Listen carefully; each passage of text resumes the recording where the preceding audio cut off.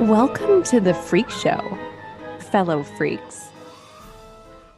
I'm Matthew Brockmeyer, the Humboldt lycanthrope, I'm Sarah Hartman, and this is Murder Coaster.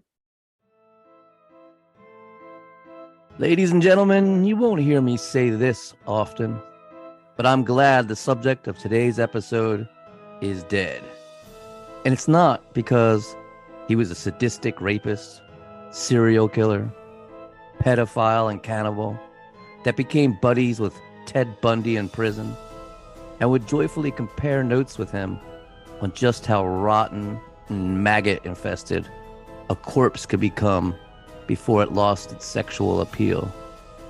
No, and it wasn't because he was a cop who abused his powers by using his badge and uniform to lure innocent young girls to their deaths in the Florida Everglades.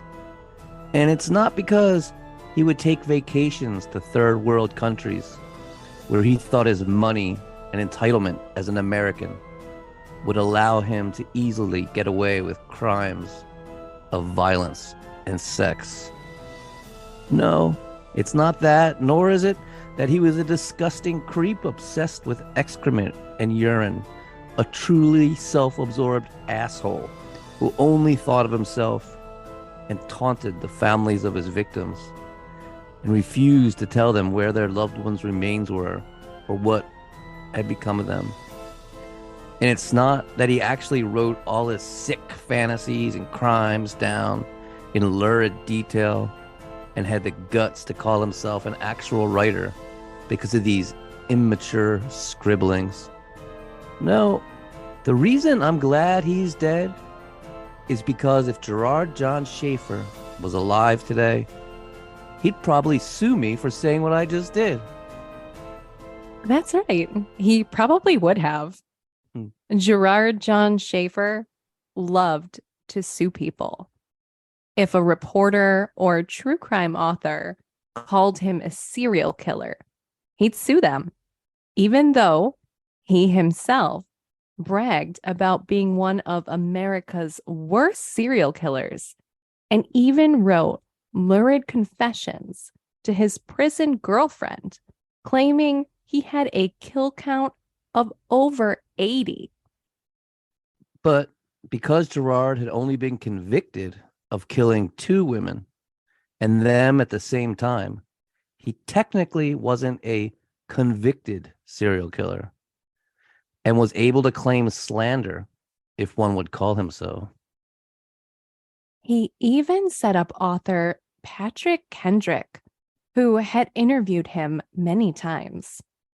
Schaefer had an acquaintance pose as a college journalist and contact Patrick, telling him he wanted to interview Schaefer, but was intimidated, hoping to get Kendrick to say something salacious about the character of Schaefer. Kendrick took the bait and wrote back, "There's no reason to be intimidated. Schaefer is now a middle-aged, pale, and doughy wimp who preyed on victims that were physically and psychologically weaker than him." Schaefer sued for libel in the amount of $500,000. At first, Kendrick thought it was a prank one of his friends was pulling on him, but soon learned that the lawsuit was very real. It cost him tens of thousands of dollars, and the book he was writing on Schaefer ended up being delayed by well over 2 decades. But as I said, this motherfucker's dead now, so he ain't suing nobody. And to give credit where credit is due, while we did a lot of research on this case ourselves, including finding police reports and job internship reviews, which we will read for you, and we also read writings from the killer himself, much on that to come. But we also relied on Ryan Green's book, Cop Killer, the deviant deputy who kidnapped, raped, and killed. So buckle up, Buttercup, It's going to be a tough ride. Let's get on with the disgusting life, revolting times, and brutal death of narcissistic scumbag of the century, Gerard John Schaefer. Oh, good title for him. This guy really got under my skin. Narcissistic scumbag of the century. Here we go. Here we go. Gerard John Schaefer was born on March 25th, 1946, to Gerard Sr. and Doris, young parents who had just recently started dating and only married because Doris had become pregnant. While married when he was born, Gerard Jr. never got over the fact that he was technically an illegitimate child. It's an issue that would plague him his entire life. To which I say, get the fuck over it. What's the big deal? Ted Bundy, who later became pals with Gerard in prison, was also obsessed over the fact that he was a bastard. Different times, different stigmas, I guess. But as we're going to see, Gerard seems to have a crazy conglomeration of traits that we also see in other serial killers, BTK in particular. We'll get to those later, though. In a desperate attempt to get away from Doris's controlling and religious family, Gerard Sr. moved the family to Atlanta, Georgia, when Gerard Jr. was just a toddler. Atlanta, what a town. Despite the fact that Gerard Sr. was, by all recollections, a raging and violent drunk, and the young couple were constantly fighting, they went on to have 2 more children, both daughters. It's said that Gerard Sr. saw his son as the root of all his troubles, but adored his daughters. Gerard eventually caught on to this, and before he was even school age, Gerard would dress up in his mother's clothing and pretend to be a girl, hoping to please his drunken father. But, alas, this had quite the opposite effect, as you might imagine in 1950s America, and Gerard Jr. instead received sound beatings for his efforts. Gerard Jr. attended Marist Academy in Atlanta, where he did well academically, but not socially. Instead of playing sports like the other boys, he'd be busy playing out death fantasies with his sisters. Because of his daydreaming, he was often bullied by the other male students. When his father became aware of this, he blamed Gerard and used violence as a parenting tool, trying to beat the quote-unquote sissy out of him. Because of his elaborate death fantasy games, Gerard was seen as a morbid kid in school. And though aware of the revulsion these games often evoked in the other children, he simply couldn't stop himself from playing them. Edmund Kemper, another notorious serial killer, whom we'll surely cover at some point, he used to do the same thing with his sisters, too. They'd play a game called Electric Chair, where Kemper would pretend to be a death row inmate, and his sisters would carry out his execution. Gerard was around 12 when he first began stealing women's underwear, taking them into the woods, and wearing them during elaborate fantasies. Gerard loved the forest. There was something about the isolation, the quiet, the trees, and the leaves. Soon, he was experimenting with bondage, even though his young mind was unable to comprehend what he was doing. Gerard stole some rope, and wearing women's panties, he'd tie himself to a tree, looping the rope around his neck so that he was able to choke himself to near unconsciousness while masturbating, a dangerous practice he'd innocently stumbled upon called autoerotic asphyxiation. Actually, accidentally kills a lot of people, so be careful out there. Gerard's love of the forest also spiked an interest in trapping and hunting. He'd read books in the library about how to set up snares and trap animals.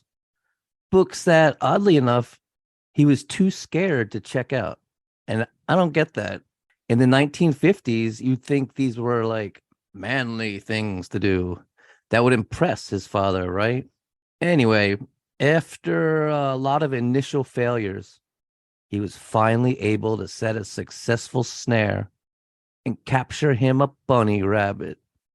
So cute, right? I bet you're thinking he took it home, made a pet out of it, and learned to nurture and love a fellow creature. But you'd be wrong. Very, very wrong. Because as we'll see, Gerard Schaefer was a sadistic and cruel man who took great pleasure from the pain of other creatures, even as a child. Yeah, we don't get to talk about a lot of cute stuff here. I wasn't expecting it to go that way. It's Murder Coaster, not Cute Coaster. I would love Cute Coaster though. To do that. All right, but it's Murder Coaster. So when Gerard attempted to touch the rabbit, it bit him, and that threw Gerard into a fit of rage, and he stomped the rabbit to death, crushing its head. It was then that he learned he enjoyed dominating things weaker than him. A month later, he caught another rabbit, and this time he had everything perfectly prepared. Using sticks, stones, and his pocket knife, Gerard tortured the poor creature to death. He loved it. He had never been so thrilled in his entire life. Torturing and killing small animals was even better than tying himself up in women's underwear and choking himself. Gerard had found something truly special. But like the autoerotic asphyxiation, it was something that had to be kept secret, that only he could know about. And he retreated ever deeper into himself. Now, barely even speaking to his mother and his sisters. It was around this time, in 1960, that the family moved again, this time to Fort Lauderdale, Florida. Spring break. Woohoo! Here he attended St. Thomas Aquinas High, where he discovered something. His weird sullenness and fantasy obsessions, which had been seen as weird by the kids back in Georgia who knew him as a sad, daydreaming, death-obsessed loner, were seen by the teenage girls in Fort Lauderdale as mysterious and cool. I guess they were projecting some kind of rebel without a cause James Dean thing onto him. Gerard quickly became obsessed with his next door neighbor, Lee Hanline, peeping into her windows and even stealing her underwear off the clothesline. Oblivious to his transgressions and completely misreading his detachment from humanity as shyness, she found him handsome and his stilted ways old-fashioned. The two would play tennis together, which Gerard greatly enjoyed. Yeah. He loved hammering the ball as hard as he could directly at her and watching her squeal and dart away. He also liked watching her sweat. And when she'd brush up against the net, he would imagine her all tied up and struggling to get free. He liked playing tennis with her a lot. Oh, cringe. And then there was fellow student Sondra London, who boldly approached Gerard, letting her interest be known. Sondra London was certainly bold And remember that name, because she's going to come back into this story much, much later. The two dated for a while. One night, in a makeout session, the normally docile and disinterested Schaefer snapped and began tearing at her clothes violently. She pushed him away and demanded that he stop. It wasn't that she wasn't ready to move forward with the relationship in a sexual manner, but it was that the ferocity he displayed had scared her. He had ripped her clothes. But Schaefer saw this rejection as a sign that he could never let his true nature be seen. And though Sondra was still very much interested in him, he formally ended the relationship after ignoring her for days. It appears at this point, having sex with willing girls didn't interest him enough to pursue a relationship. In fact, he would later write that the only way he could climax while making love to a woman was to imagine her hanging from a noose and writhing with death throes. Wow, what a reason to ghost somebody. Gerard was frustrated being in a suburban neighborhood without any nearby forests. Forests were his borderland between reality and fantasy. Forests were a place where he could delve into his self-bondage, autoerotic asphyxiation, and torture of small animals. But don't fret, for this was all remedied when he received his driver's license. Now, mobile, he was able to drive deeply into secluded forests of mangroves, where he could engage in his sick daydreams. Wearing Lee's stolen underwear, he'd tie himself up in complex tangles of rope, and while choking himself, fantasize about abducting his neighbor Lee and bringing her to the forest to rape and strangle. He snared and tortured animals, even bought a rifle and obtained a hunting license.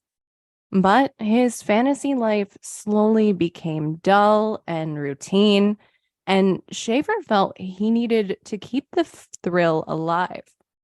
Later, Gerard would tell a psychiatrist that he would take a machete, wander out into the secluded fields of farmers under the cover of night, and hack the head off a cow, then engage in sex acts with the animal's corpse. He said these acts made him feel invincible. Now, my wonderful co-host, Sarah, here, as I've mentioned often, is a licensed psychotherapist. In past episodes, we've talked about how parts of the discredited McDonald triad do hold small elements of truth, in particular with animal torture. We've talked about Richard Chase's obsession with butchering rabbits and puppies, drinking their blood and making smoothies from their entrails, and about Pazuzu's magical thinking when engaged in the ritual sacrifice of birds and rabbits. But hacking the head off a creature as large as a cow and then fucking it, this seems like new territory to me. Care to opine, Sarah? All right, here we go. It's evident that Schaefer struggled with insecurity over the circumstances of his birth and feelings of rejection by his father. Early on, he appears to have processed his emotions through self-harm. Self-harm is a symptom characterized by difficulty managing complex emotions, such as feelings of worthlessness, shame, depression, rejection, self-hatred, or even questions about gender or sexual identity. Self-harm is motivated by a desire to experience a distraction or relief from these internal struggles. It's also a way for the sufferer to punish themselves and experience a sense of control or even just to feel something. Gerard's self-loathing also led to resentment of others, and eventually, turning his emotions onto himself was no longer sufficient to foster a sense of control. As such, Schaefer's behavior progressed to externalizing his rage and exercising power and control over other living creatures.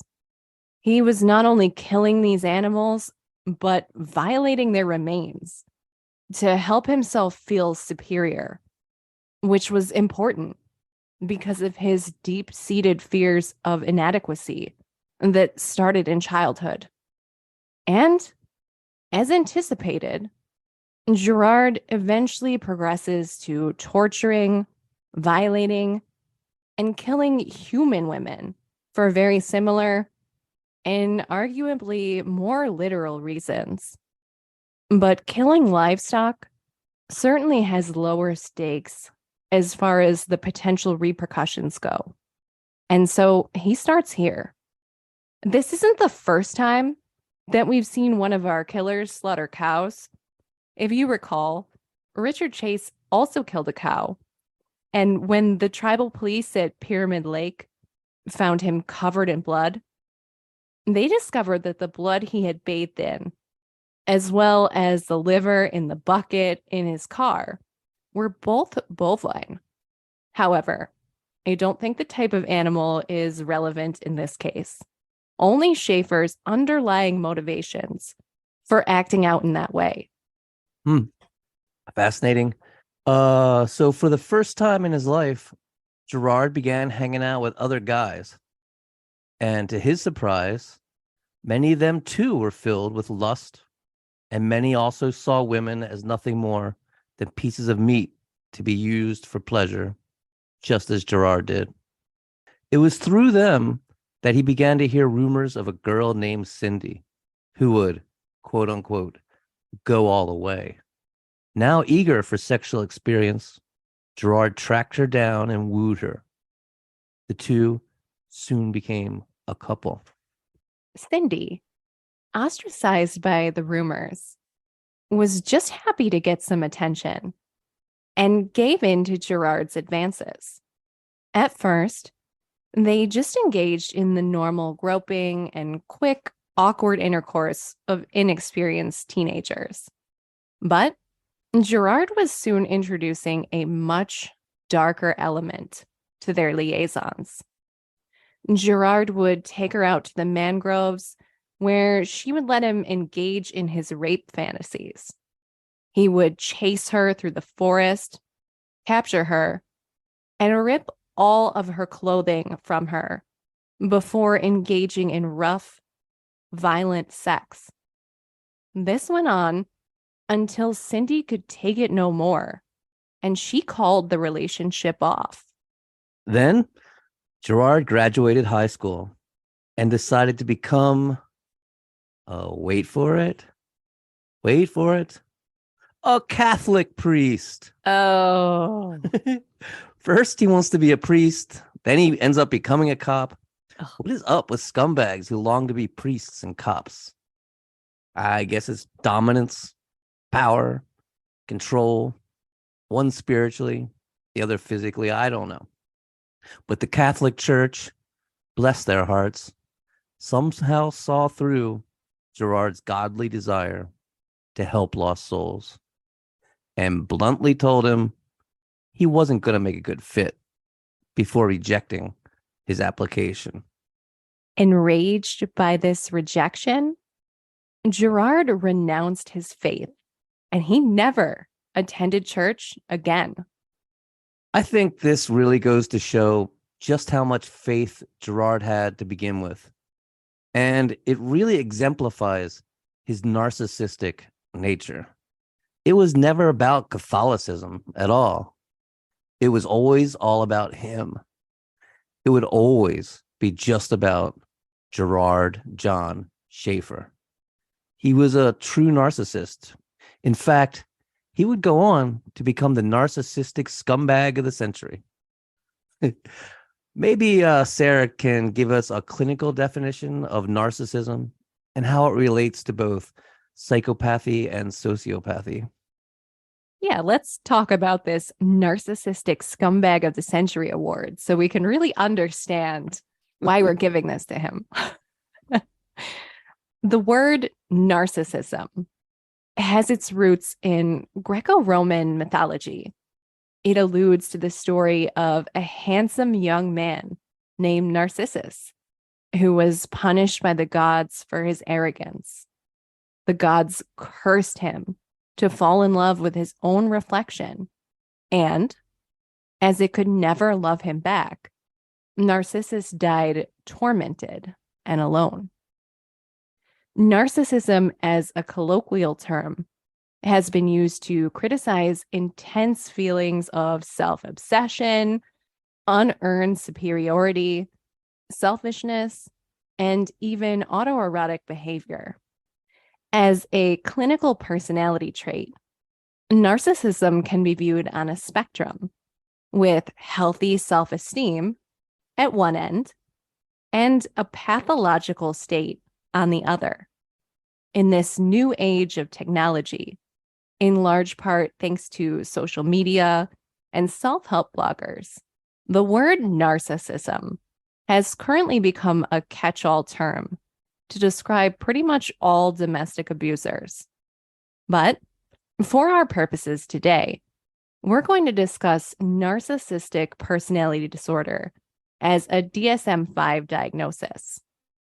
Classified as a cluster B personality disorder, narcissistic personality disorder is more prevalent in males than females and tends to be seen in conjunction with other psychiatric disorders.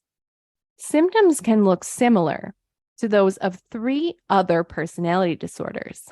Those are antisocial personality disorder, known in layman's terms as sociopathy, borderline personality disorder, and histrionic personality disorder. So professionals should exercise care in making a diagnosis. In order for someone to receive a diagnosis of narcissistic personality disorder, an individual must demonstrate at least 5 of the following 9 criteria.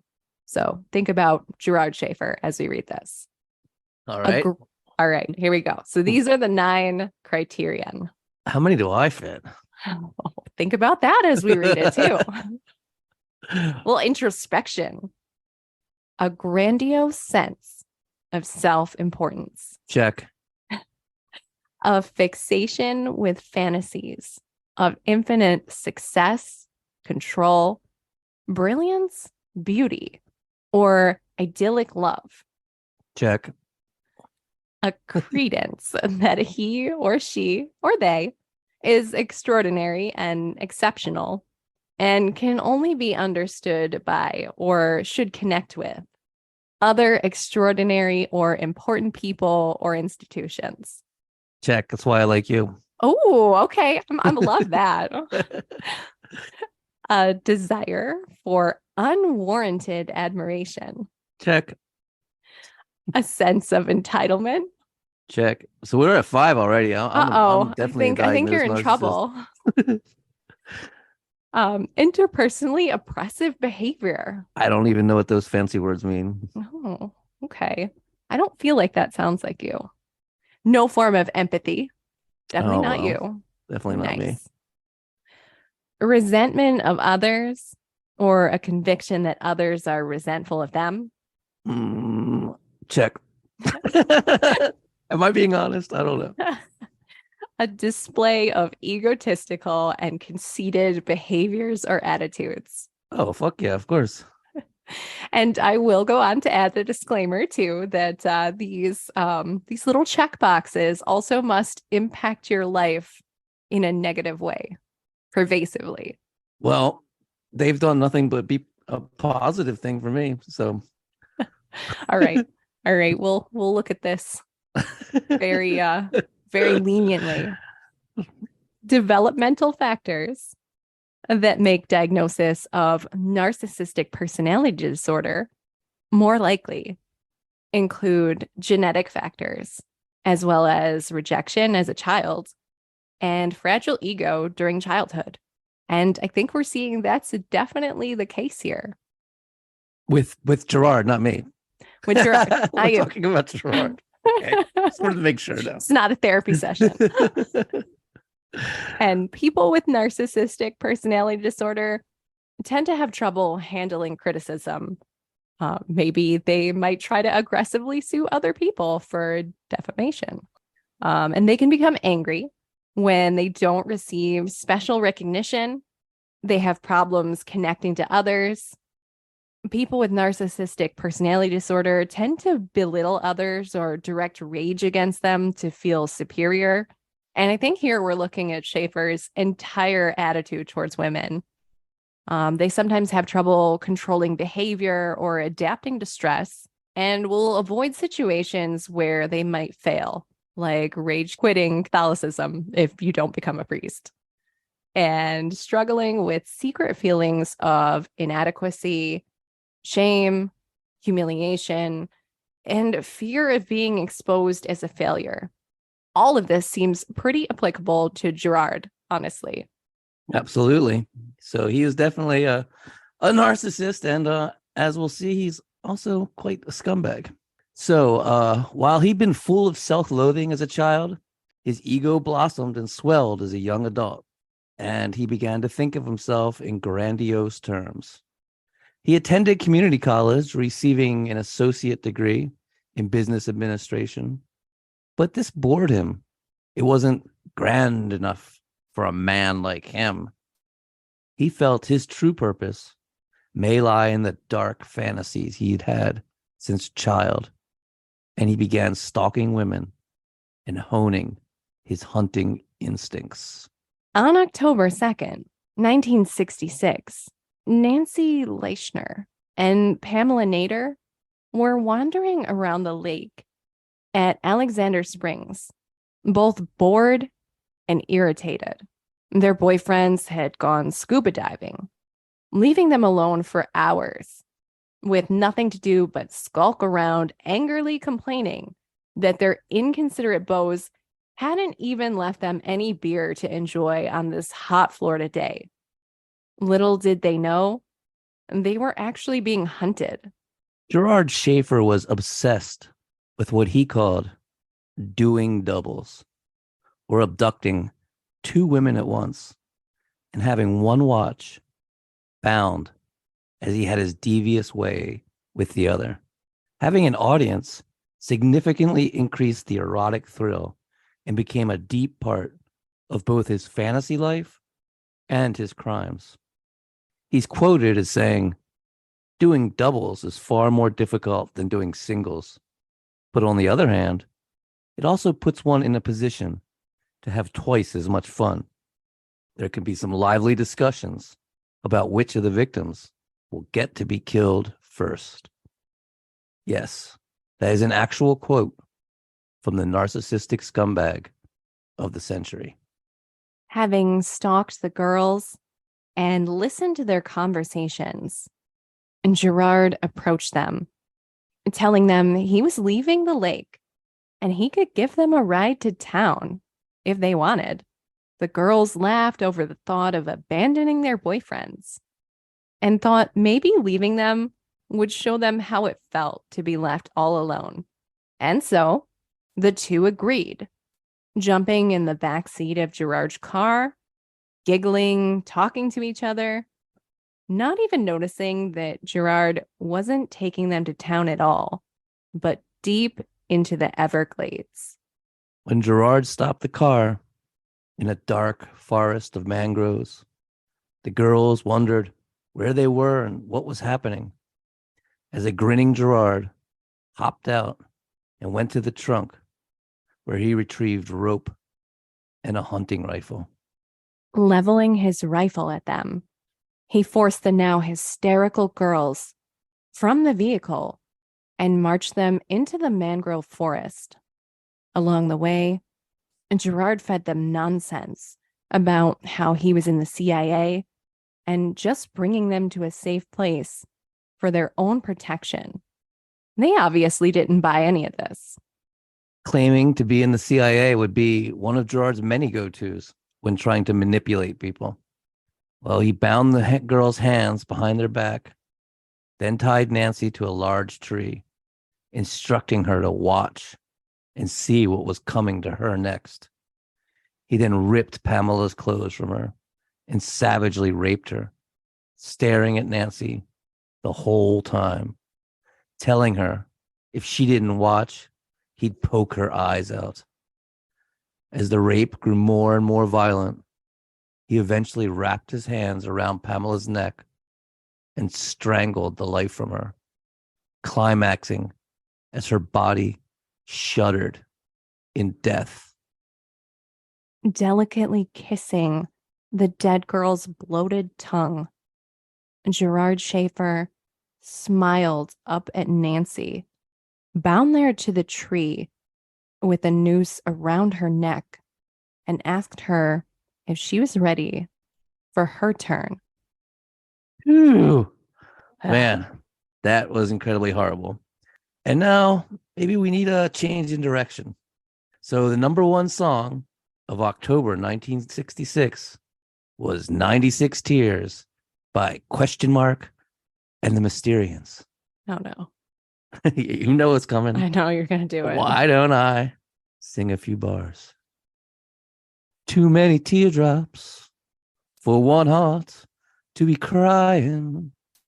Too many teardrops for one heart to carry on. Well, that song is now irrevocably paired with that mental image for me. So thanks. It's a great song, man. It was a great song. I think now the it's Cramps horrible. cover it, I think they do. Oh God, you killed it. Like it's dead. Okay, that just happened. And fearing that he might be drafted into the Vietnam War, which was raging at this point, and Gerard went to a psychiatrist, hoping to weasel his way out of it. Gerard told the psychiatrist that he was hearing voices telling him to kill. This is called a command hallucination, by the way, in case anybody wants the psych term. And his doctor was actually unfazed because he didn't see how that could be a downside for a soldier. And yeah, right? I mean, I guess, right? It's very indicative of the attitude of the time. And so Gerard told him how he also enjoyed killing and torturing small animals. And again, his psychiatrist was nonplussed. But then Gerard told him, gasp, shock, that he liked wearing women's panties and sometimes cross-dressed. And now that was something to be alarmed about. And that's how Gerard got out of the draft.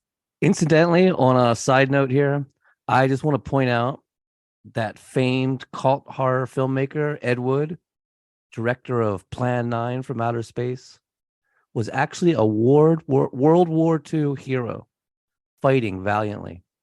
And the whole time, he was wearing women's panties. While studying at Florida Atlantic University, Schaefer met Martha Fogg, and the two would soon marry in 1969. It was a shared interest in creative writing that drew the two together. But almost immediately, the marriage began to fall apart due to what Gerard called an incompatible sex life.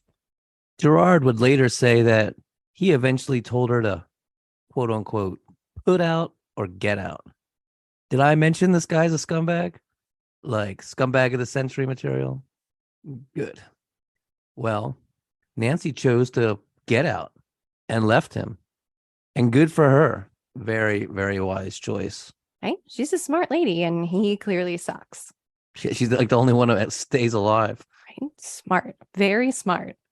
During this time, though, Schaefer was still in contact with his first obsession, Lee Handline, the girl next door, whom he'd often chat with on the phone.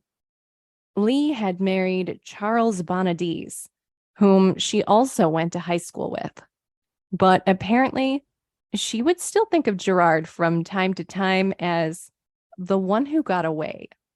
Lee's husband, Charles, didn't find her little chats with Gerard amusing, especially when she'd hang up the phone, flush and giddy. Kind of understandable. I mean, this is her old boyfriend. Why is she still talking to him and getting all hot and bothered? But Charles found it absurd to the point of hilarious and laughed right in her face when she told him Gerard was an undercover CIA agent and was going to get her a job paying $20,000 a year working for the CIA. Charles knew there was no way the inept, fumbling, and clumsy guy he'd known in high school was in the CIA. But one day, Charles came home to find a note from Lee saying she'd gone to meet Gerard in Miami about that CIA job, and she would never be seen again. Gerard met Lee, then took his former neighbor and teenage obsession deep into the mangroves. He tied her spread eagle to 2 trees and raped her all night and into the morning. All the sick and depraved fantasies he'd had for so long coming to life in one glorious moment. But as dawn bloomed about him, he realized he had to get back to Florida Atlantic University for classes. And with deep regret at losing his precious toy, he looped a bit of cord around Lee's neck and strangled her, then buried her in a shallow grave. But Gerard couldn't stop thinking about her. In a daze. Driving, he got so lost in his dark fantasies, he almost wrecked his car. And after classes, he sped back to the mangrove forest, ran to her grave, and dug up her corpse with his bare hands. Her body was cold and dirty, dark along her back where the blood was pooling, but she still smelled fresh and was pliable enough. She was almost better now, a human doll that wouldn't resist. He could do whatever he pleased with her, and he did. Over the next few days, he continued returning to the corpse, digging it up, reburying it again and again for his sexual gratification until she began to bloat and he accidentally punctured her bowels with the point of his shovel. At this point, the smell became unbearably grotesque and he did not return. Meanwhile, Lee's husband, poor Charles, had grown irate, believing his wife had taken off to have an affair with Gerard. Eventually, with no one hearing from her at all, Lee's brother called Gerard, inquiring about their meeting. And Gerard told her brother he'd dropped Lee off at the airport and that she had told him she was headed to Cincinnati. The police were called, and during their investigation into her disappearance, Gerard told them the same thing.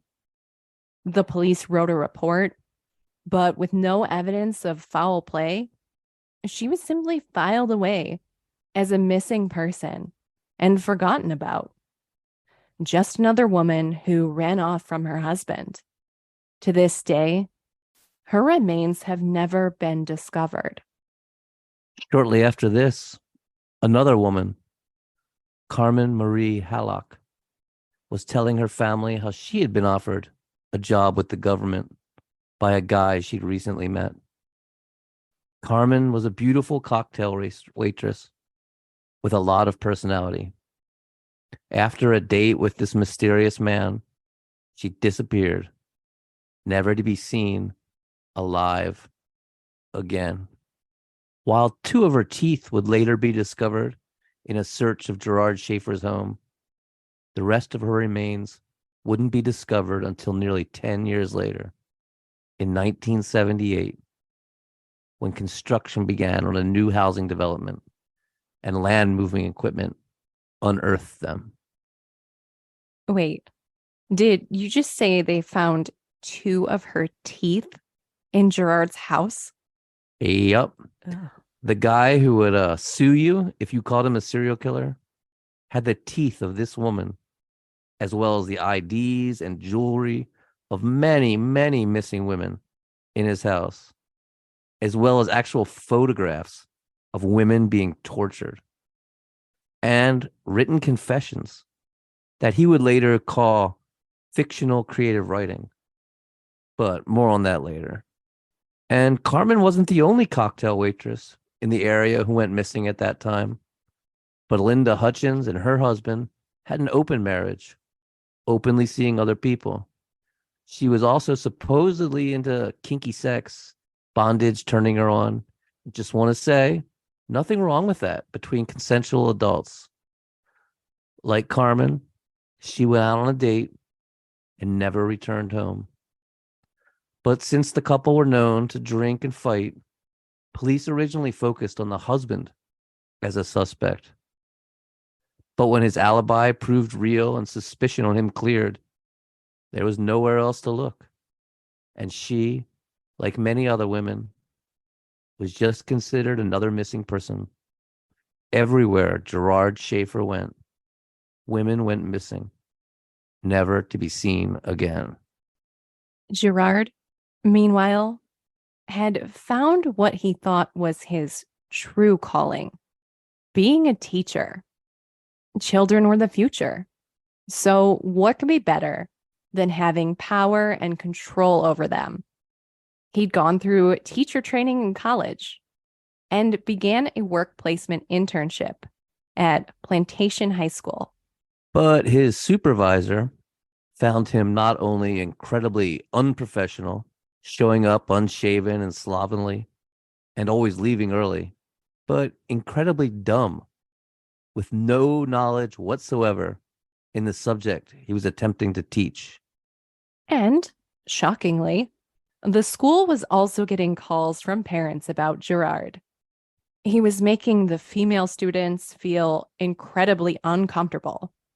And on November 7th, over a month before his internship ended, the school had decided to withdraw Mr. Schaefer from the program. But this guy is nothing if not persistent. And somehow he manages to land another work placement internship as a teacher at another high school. This school, Stanahan High School, lets him go early as well, but they weren't as obtuse in their assessment. Now, I got my hands on the whole thing. I'll read you a little part of it. It's kind of hilarious. Please do. Let's hear it. My recommendations are as follows. In my opinion, Gerard Schaefer has not and will not complete the intern program in a satisfactory way. Mr. Schaefer impresses me as a student who is both defensive, fearing failure, and at the same time unwilling to exert himself to keep from failing. Despite his protestation that he is concerned and wants to be a good and influential teacher, he gives me the impression of a person seeking a safe, secure, easy niche where he will only be required to put out a minimum of effort. I would not advise anyone to hire Mr. Schaefer as a teacher. I do not think he knows any social studies subjects well enough to teach it. I do not think he has an adequate knowledge of the rudiments of teaching. And I do not think his attitude is that expected of a teacher. I request that you withdraw him from the internship's assignment at Stranahan High School as soon as possible. I am concerned that Florida Atlantic University would even consider assigning a student with Mr. Schaefer's inadequacies to the intern program. I trust future interns will be more adequately prepared and more carefully screened. Sincerely, Richard Goodhart, Jr., Social Studies Department Head. Whoa. I hope that the social studies department gives Mr. Goodhart a raise because that was spot on. It He's was a like good one. incredibly perceptive. Wow. He did not pull any punches with that. And it's around this time that Gerard's mother divorced his father for extreme cruelty, chronic drunkenness, and adultery, which I think is a sign of what Gerard's home life must have been like when he was a child. Yeah. Okay. Now, a warning to our dear listeners and fellow freaks. Things are about to get very dark. Like dark as a cave at midnight on a moonless night. Dark. And that's really dark if you didn't know. Right. Yeah. Picture something really bad and then something really worse. Maybe I'll sing afterwards. Oh, God, please don't. Little Peggy Rann and Wendy Stevenson both went to the Palmview Elementary School, where they knew each other, but weren't exactly friends. Their uncles, though, were quite good friends. And on the 29th of December, the two uncles decided to take their 9-year-old nieces out for a day on the beach. Peggy and Wendy played together in the sand for a while. But as the day began to warm up, the little girls started begging their uncles for ice cream. And of course, their uncles gave in and gave Peggy and Wendy a few bucks. The two little girls strolled off the beach and onto the parking lot, where a nice, friendly gentleman offered to walk them across the street to a convenience store. And he even paid for their ice cream himself, so the little girls could keep their money that their uncles had given them. How great is that? The nice man then started walking them back to the beach, so sweet and charming, and to his car where he had to stop for just a minute. And why didn't the girls get out of the hot sun and jump in the back seat? That famous Florida sunshine was melting their ice creams pretty fast. Best to cool off in the shade a bit. Oh, so the little girls jumped into the back seat of Gerard John Schaefer's green Datsun. Gerard Schaefer smiled as he engaged the child's safety locks, started his car, and drove away from the beach. The two little girls in the back seat frantically yelling for him to stop and asking where was he taking them. I already hate it. He took them deep into the mangroves. Gerard found the experience different with children. Unlike grown women, they didn't understand what was going to happen to them. Wendy was more bewildered than terrified when he tied her to a tree and raped Peggy in front of her. She didn't seem to grasp the situation. And what was the point of doing a double if one of the witnesses didn't even understand what she was seeing? In a moment of rage, he began to pummel Peggy with his fists, though he'd never hit any of his victims before. It was ropes and guns he'd previously enjoyed. And before he knew it, he'd beaten the little girl to death. She was just a tiny child, after all. Disgusted, he got up and quickly finished Wendy off, pulling the noose around her neck upwards until she suffocated. He was disappointed. It just wasn't the same as it was with teenagers and grown women. But seeing Wendy hanging there like a tender piece of meat, he remembered reading about Albert Fish, a man he'd often obsessed over, and a strange desire came over him. He went to the girl, removed his hunting knife, and began to slice off what he considered prime cuts. Later that night, he returned home, the house empty now that Martha had left and divorced him. Lighting the stovetop, he placed a frying pan over the burner and attempted to cook his meat. But he burned the first piece, trying to heat it too quickly. The next piece, he browned on the pan and then roasted in the oven. It came out edible, though chunks of gristle hung from the side due to his poor butchering skills. But Gerard ate it all, even mopping up the bit of blood that remained on the plate. He ate it all, and later, as he laid down to sleep, he focused his mind on the flesh of that little girl churning in his guts, how it was now a part of him, being digested within him, how he had consumed her in an act of ultimate domination. Too many teardrops for one heart to be crying. Oh, no. No, you murdered that song already. And now Too I'm going to many have to teardrops ask you to For one stop heart desecrating you it. carry on. Put it down. Oh. At first, the police assumed Peggy Ron and Wendy Stevenson had drowned in the ocean, and they even sent divers looking for them. But both girls had been fine in the water earlier, and Wendy in particular was actually known to be a great swimmer. Their uncles swore they'd gone missing right from the beach. The police filed them as missing persons. Their bodies were never found. Man.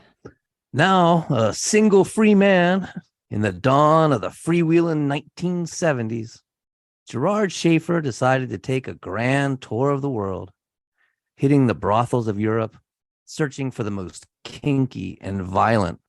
Then it was down into Africa, where he sought out the most corrupt places he could, where the power of an American with a bit of money could get him access to all kinds of thrilling clubs that catered in bestiality and torture, among other depraved pleasures. When Gerard returned from his world tour of debauchery, he found work as a security guard, and it was here that he met his new wife, Teresa Dean.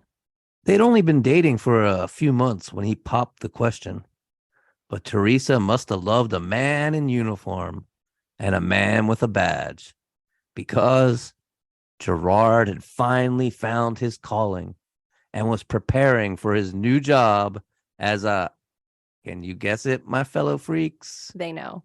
Come on, you know. They know. A policeman. Surprise. Yes, that's right, everybody. Gerard got a job at the Wilton Manors Police Department. This wasn't Gerard's first choice. He'd originally applied as a deputy for the Broward County Sheriff's Department. He did great with the aptitude tests, but failed the psychology tests and was deemed too unstable. Can you believe it?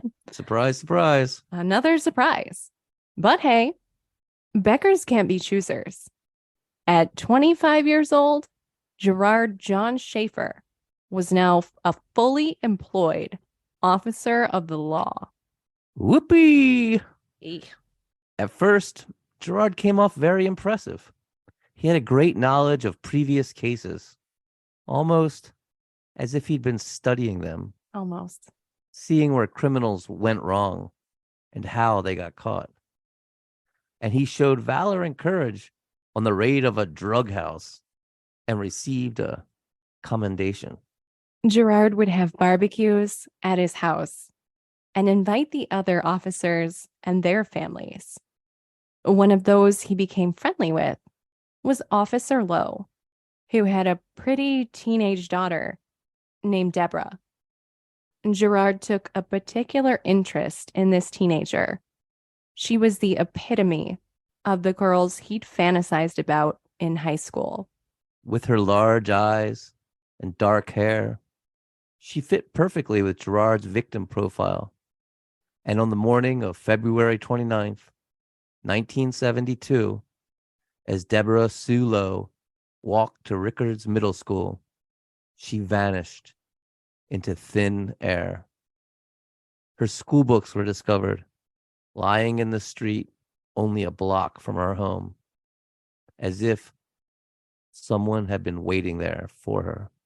Many in the police wrote her off as a runaway, but Gerard surprised everyone by how hard he rallied around his friend, Officer Lowe, leading searches, helping his friend look for his missing daughter. But tragically, she was never heard from or seen again. Just another young girl filed away in the missing person files of Florida. It wasn't too long before the true personality of Gerard John Schaefer became apparent to the Wilton Manors Police Department. After all, he was the narcissistic scumbag of the century. Besides behaving inappropriately, such as using foul language around citizens and being just plain weird, it was discovered he had been making traffic stops on attractive women, running them through the computer system to gain their contact information, then either calling them or just showing up on their doorsteps, demanding that they date him. And when confronted over this, Gerard, he didn't see the big deal and told his boss that his dating habits were none of his business. Oh, lordy, this guy. So he was fired for grossly inappropriate conduct. And if only it had been that easy. But just like that teaching internship, you just can't keep a clinical narcissist down. And this guy is tenacious. He writes himself a glowing letter of recommendation from Wilton Manors Police Department and applies across the state in Stuart, Florida, for a deputy job in the Martin County Sheriff's Department. And he gets the job. Yay. Yeah. So he uproots his family, including his ailing mother, and they move to Stuart, Florida. Gerard worked hard at keeping his true self, the depraved monster inside him, tamped down. But it didn't take long for the vile scumbag serial killer he was to eventually show itself. And show itself it did, in a way the hidden part of Gerard Schaefer had never been exposed before.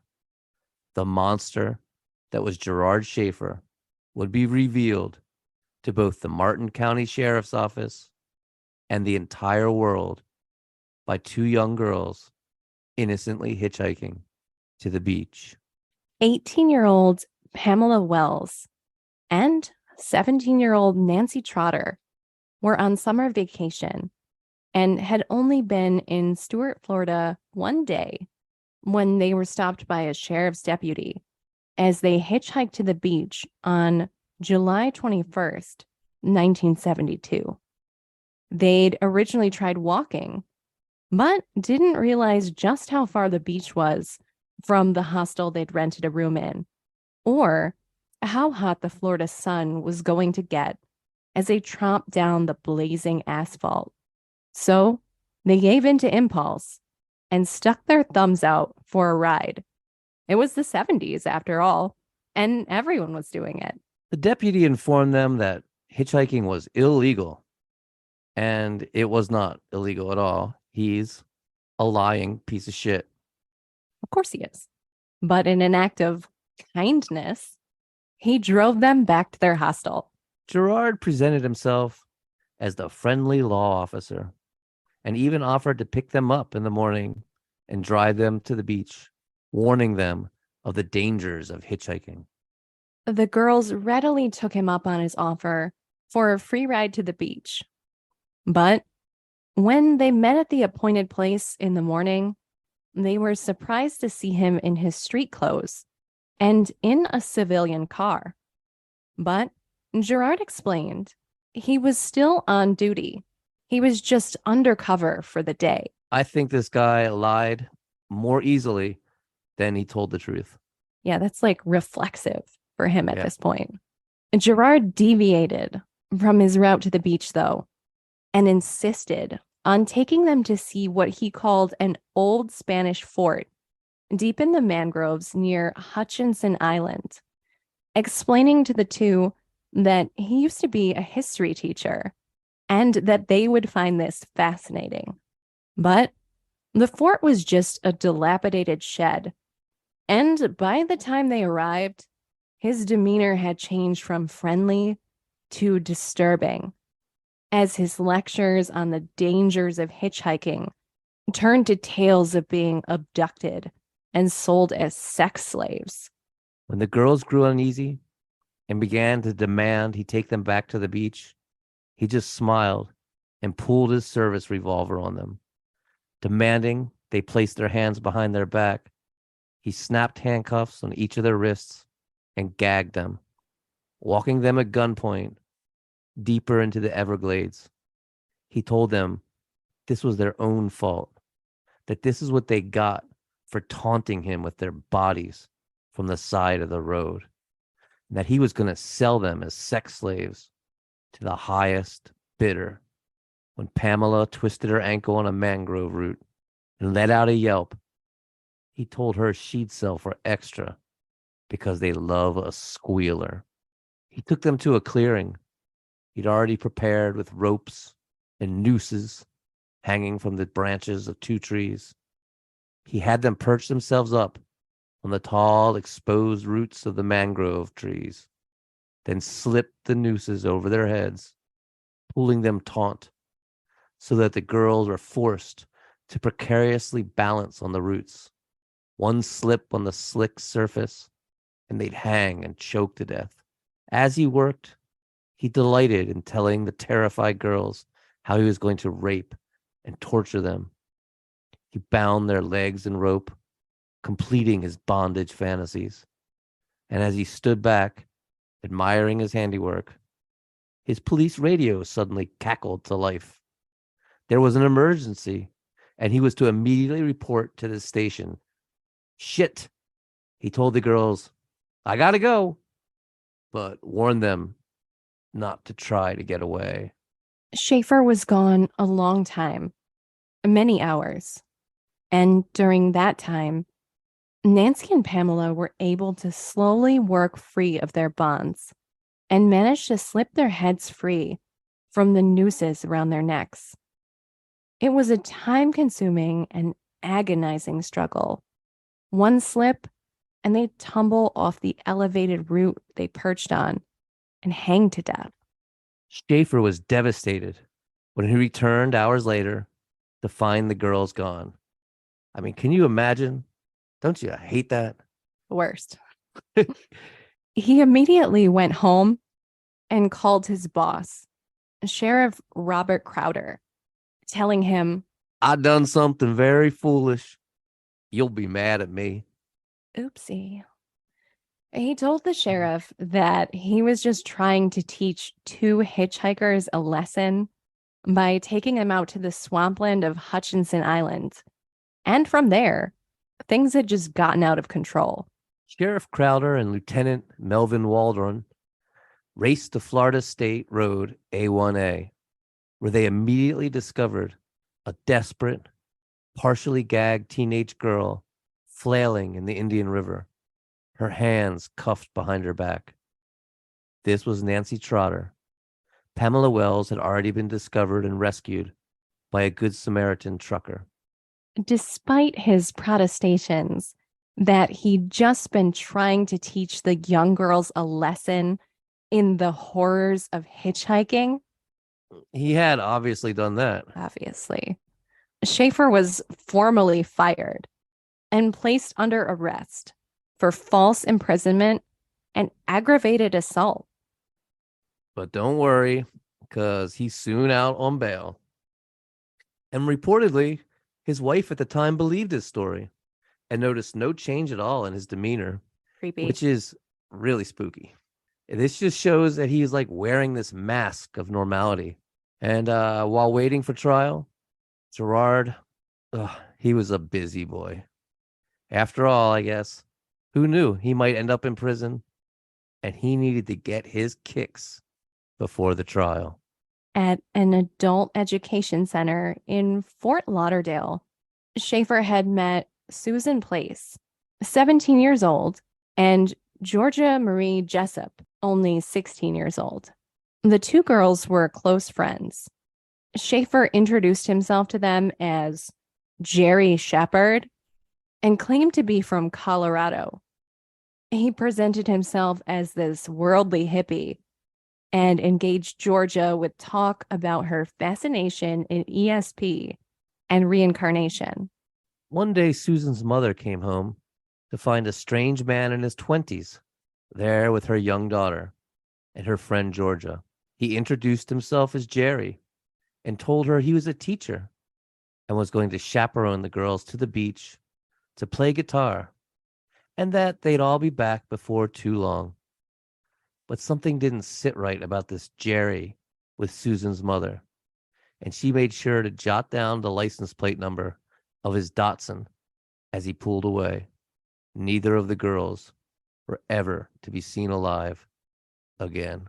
In fact, during this period, while Gerard awaited trial, a number of young girls went missing, and always in pairs.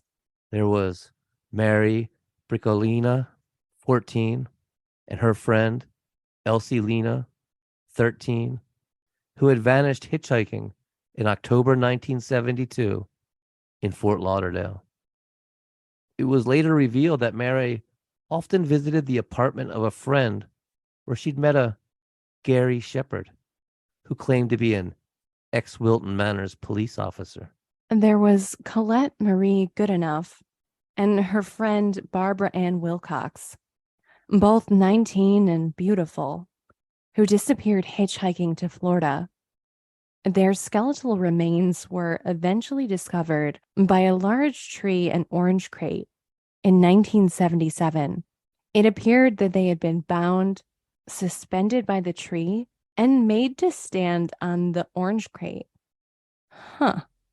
And then in December of 1972, Gerard Schaefer was finally brought to court for the abduction of Pamela Wells and Nancy Trotter. In a plea bargain his lawyer had arranged, Schaefer was able to plead guilty to just one charge of aggravated assault, for which he received a sentence of 1 year in jail with the possibility of parole in 6 months. Not bad. The judge said, "It is beyond the court's imagination to conceive how you were such a foolish and astronomic jackass." Leaving the courthouse, Schaefer said, "I made a stupid mistake, but there was no sex involved and no one got hurt." That's so Gerard. Classic. Such an asshole. Oh my gosh. Now, you may remember that Susan Place's mother had written down the license plate of the car that drove off with her daughter on that terrible night. She gave it to investigators, as well as a description of the man, but the registration was traced to a completely different make and model of car, registered to a man who in no way resembled this Jerry Shepherd character. So the girls were filed as missing persons and assumed to be runaways. Then, in 1972, while Gerard was serving his sentence, Susan's mother discovered a letter in her daughter's room from this Jerry Shepherd. There was a return address, and when she went there, the landlord told her the property had been rented to a Gerard Schaefer, who is now serving a prison sentence for the abduction and attempted hanging of 2 teenage girls. Susan's mother also realized that investigators must have incorrectly assumed the license plate number she gave them was to a vehicle registered in Pinellas County, not Martin County. When she contacted the investigators and told them this, they reran the license plate. It came up as belonging to a green Datsun, registered to one Gerard Schaefer. On April 1st, a father and son searching for aluminum cans discovered a shallow grave containing the remains of both Susan Place and Georgia Jessup. The girls were no longer considered runaways. The location? Only 6 miles from where Trotter and Wells had been held captive before freeing themselves. From scraps of rope, investigators were able to determine the girls had been bound, and markings on a large banyan tree suggested that the girls had been suspended from it. The initials GJ had been carved into the trunk of the tree.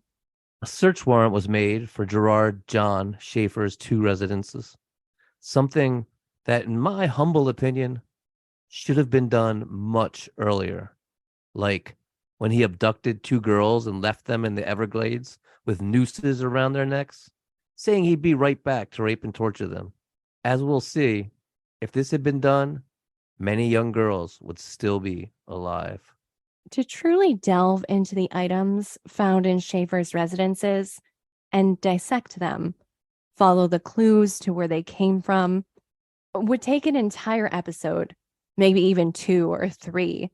Shit, since you could probably dedicate an entire podcast series to them, we're just going to give you as much as we can with the time that we have. The Broward County search, which I want to note is where his mother lived, found just an insane amount of evidence and bizarre artifacts. There were 11 guns, bags filled with both spent and live cartridges, 13 hunting knives, sections of rope, and scores of pornographic magazines, which Gerard had modified by drawing in nooses and ropes to show the women bound and hanging. He also drew in streams of urine and defecation coming from their bodies.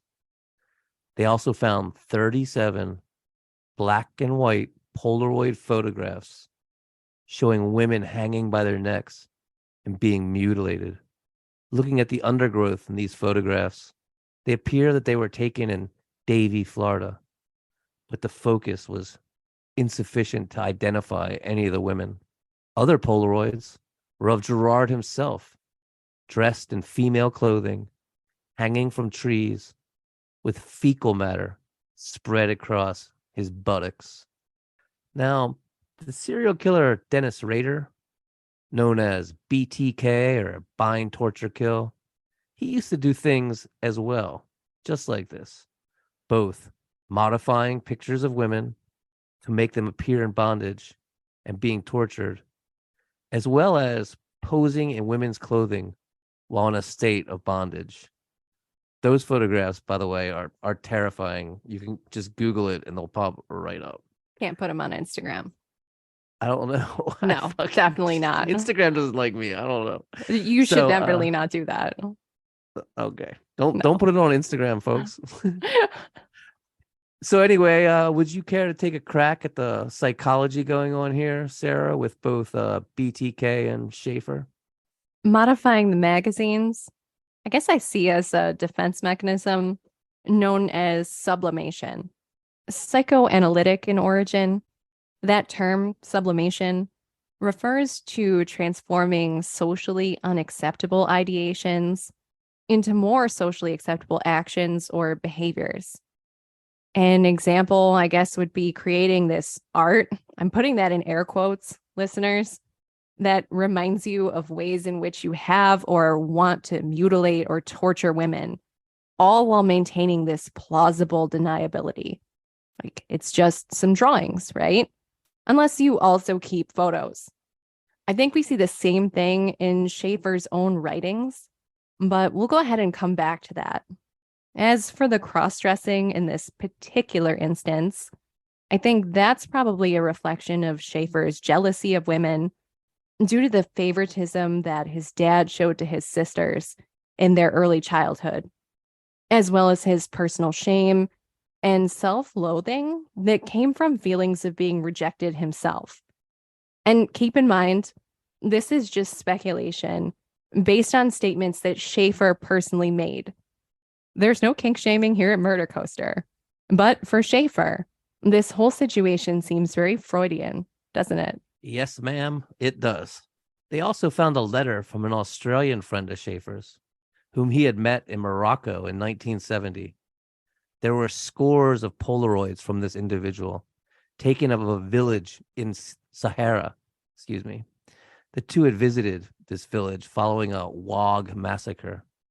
Many of the images depicted women disemboweled and mutilated with knives and axes. There were numerous pieces of jewelry, passports, and clothing belonging to missing women, including a gold locket inscribed Lee that was determined to belong to Lee Hainline, Schaefer's old neighbor and teenage obsession who'd gone missing in 1969, as well as the driver's license of Barbara Wilcox and Colette Goodenough's passport.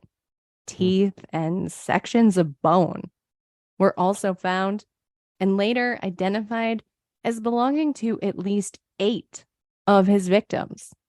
There was also the writings, over 300 pages, detailing the kidnapping, humiliation, rape, and execution of young women he labeled as whores, sluts, and harlots, as well as his fascination with necrophilia and feces.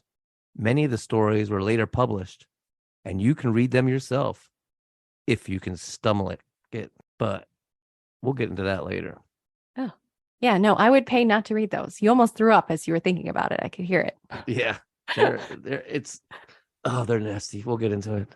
The search of Schaefer's Martin County residence yielded less physical evidence, but there was still plenty, all of it significant, including a plastic capsule containing 2 human teeth beside his bed.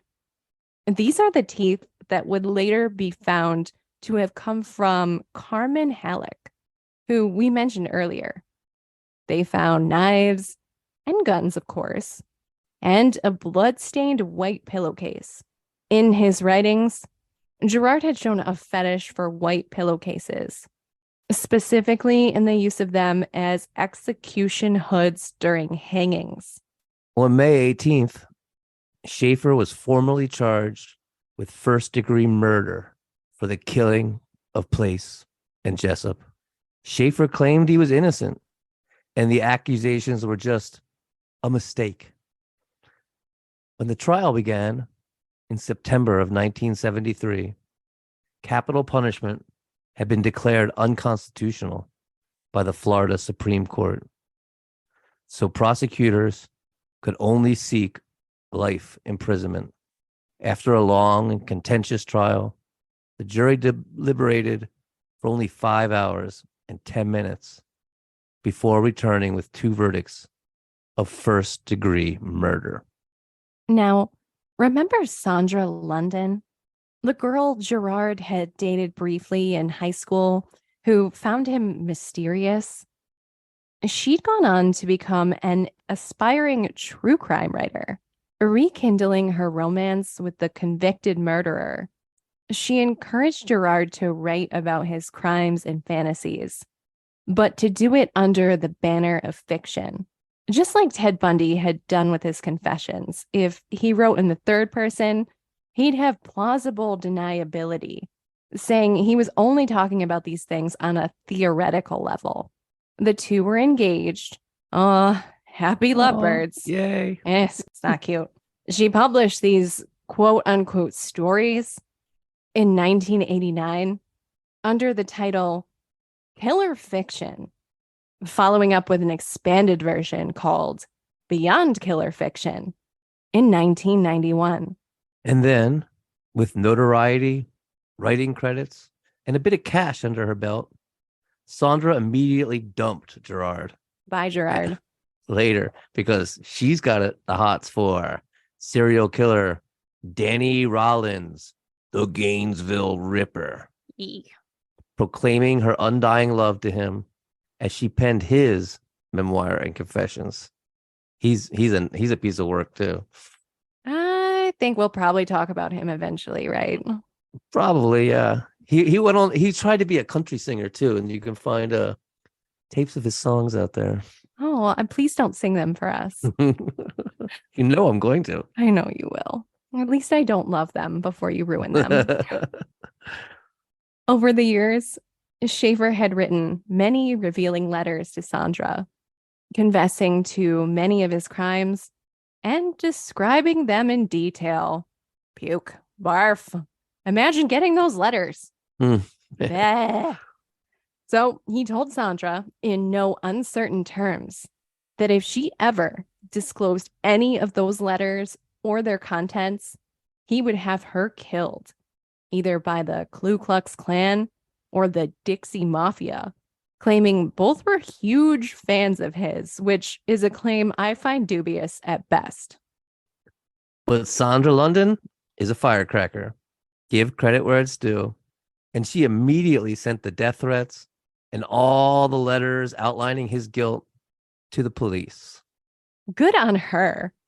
Right? And Gerard Schaefer, whom we mentioned earlier, just loved suing people, promptly added her to the long list of authors and journalists he had papers served to. But like almost all the other suits, it was thrown out of court.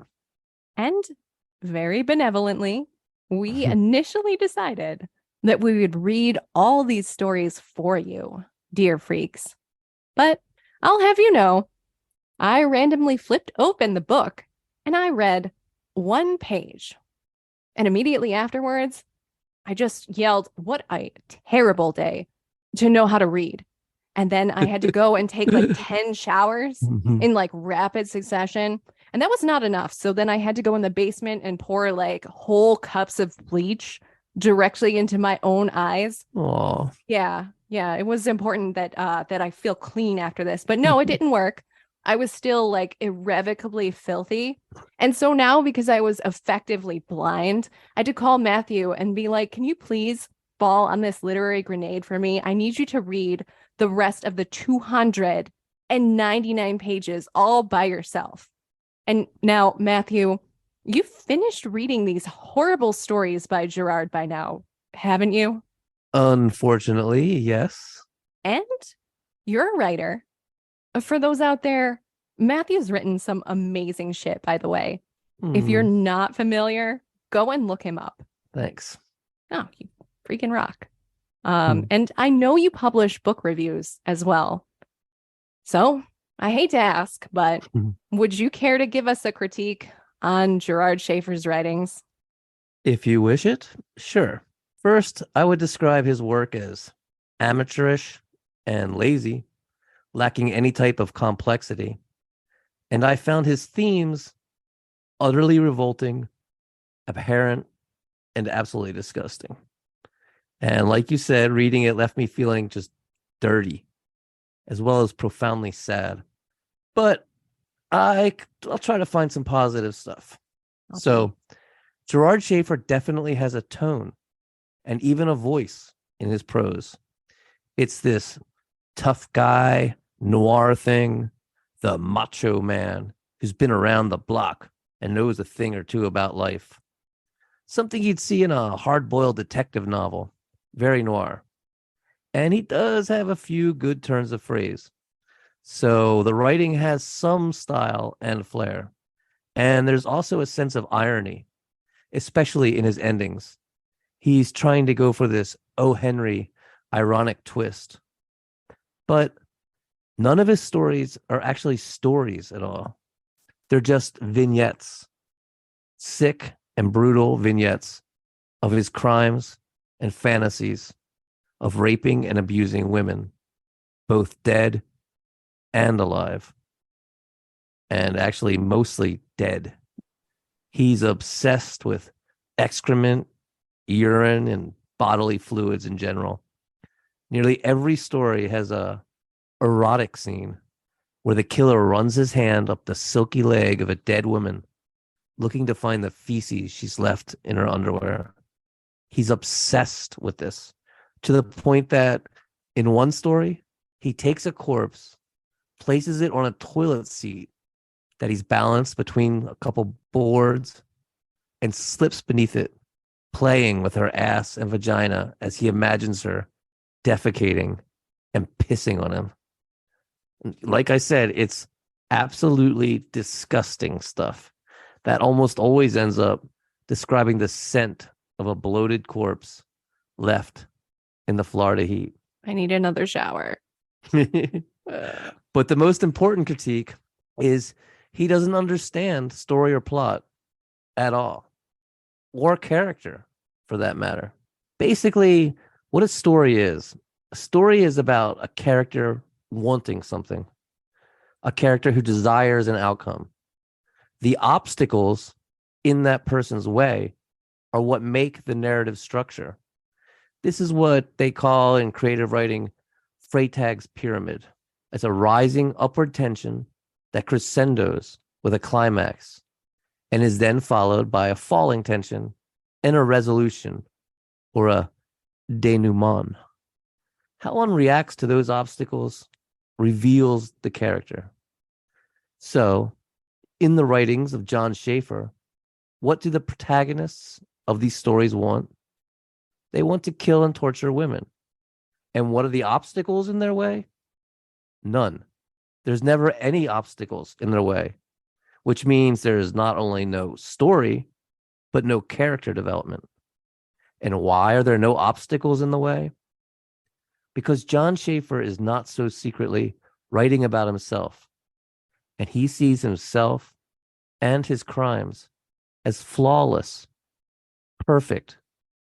So it's really his own ego, it's his narcissism that makes him a bad writer. Also, to be a good writer, you must have a lot of empathy, a lot of sympathy, so much so that you can project it onto fictional characters. All the characters, even the villains. Gerard Schaefer obviously has no empathy or sympathy for anyone but himself, who he sees as perfect.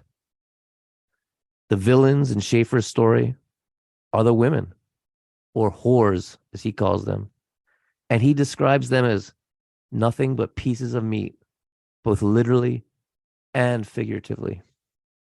While he can go on for paragraphs about the look and shape of a woman's breasts or ass, never once does he mention what kind of music she listens to, what books she reads, what's her favorite food, the most basic and primitive characteristics of a person. His psychopathy and sociopathy are just glaringly obvious, as well as being misogynistic to the point of almost sounding like an incel manifesto.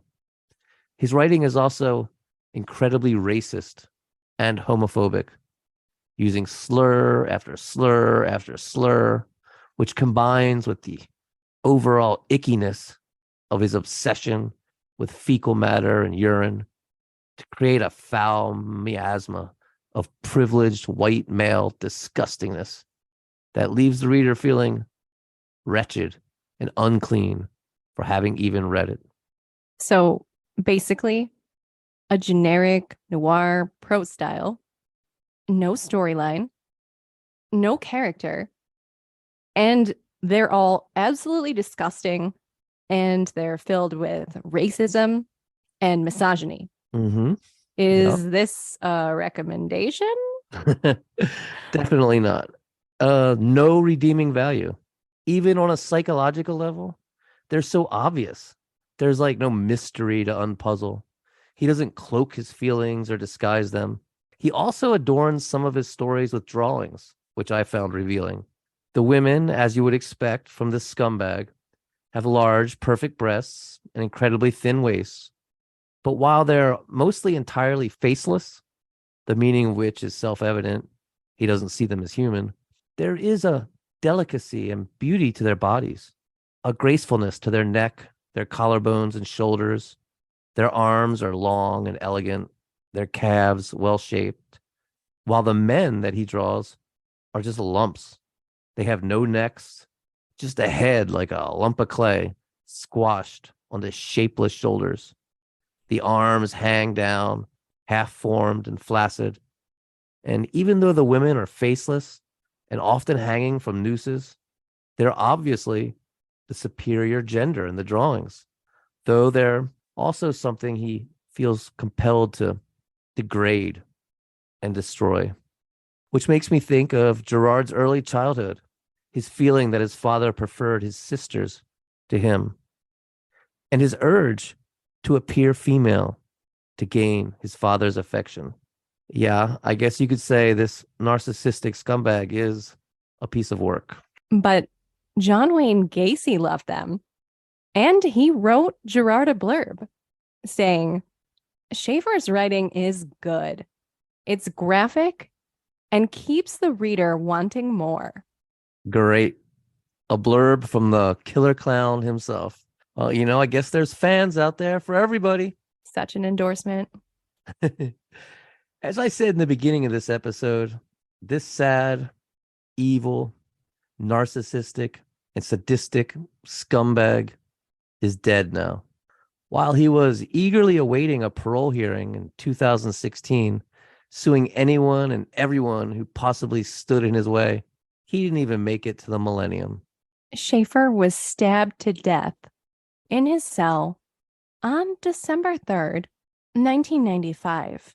He'd been stabbed over 40 times in the face, head, neck, and body, and had his throat cut. I've seen a picture of it. His face isn't even recognizable as human. It's really gnarly. Why he was so brutally murdered is also a bit of a mystery. Prison officials claim it was over a cup of hot water. Others say it was because he was a rapist and child killer. Seems likely. Makes sense. Some claim it was because he was a narc and had helped bring down a huge pedophile and child pornography ring while in prison. And he'd actually done that. It's well documented. It seems heroic at first, but then you start to ask yourself, how did he know about this pedophile and child pornography ring? How did he know about it so well? You're like, yeah. So gross. Others said he was murdered because he'd spent time with Otis Toole, who had told him details about the infamous murder of Adam Walsh. And when Toole recanted his original confession, he ordered a hit on Schaefer to ensure he wouldn't rat. You know what they say, snitches get stitches. Or their throat slit, eyes gouged out, and over 40 knife wounds to the face, neck, and torso, leaving one unrecognizable as human. Or that.